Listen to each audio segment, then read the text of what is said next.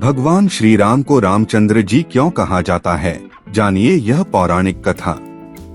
मर्यादा पुरुषोत्तम भगवान श्री राम को सनातन संस्कृति का आधार माना जाता है।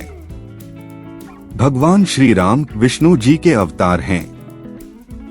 रामचरितमानस के अनुसार भगवान श्री राम के शासन काल को राम राज्य कहा जाता है।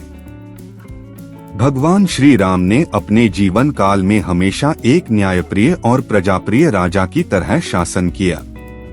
भगवान श्री राम ने हमेशा रघुकुल रीति सदा चली आई, प्राण जाई पर वचन न जाई के आधार पर अपना कर्तव्य निभाया।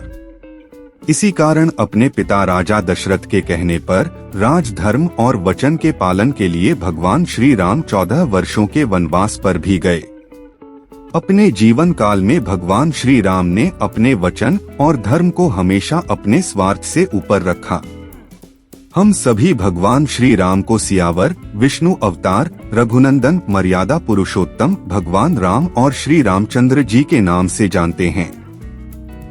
भगवान श्री राम के इन सभी नामों के पीछे कोई न कोई पौराणिक कथा अवश्य जुड़ी हुई है।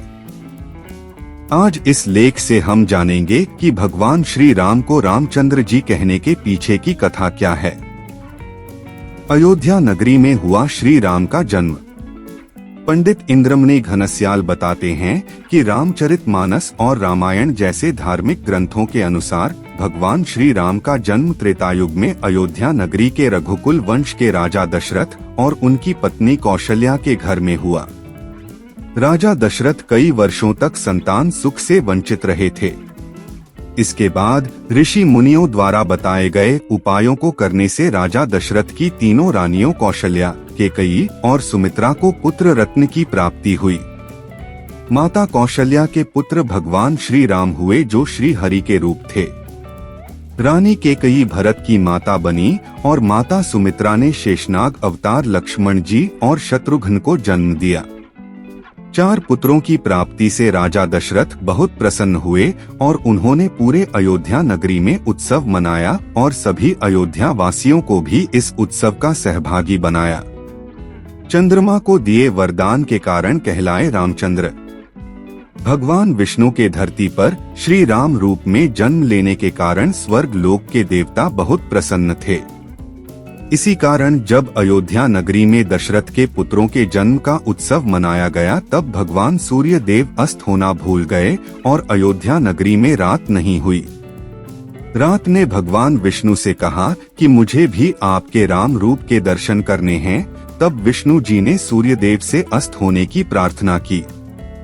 जब अयोध्या नगरी में रात हुई, तब रात ने भगवान श्री राम से कहा कि सूर्य देव के कारण मुझे देरी से आपके दर्शन करने का सौभाग्य प्राप्त हुआ है।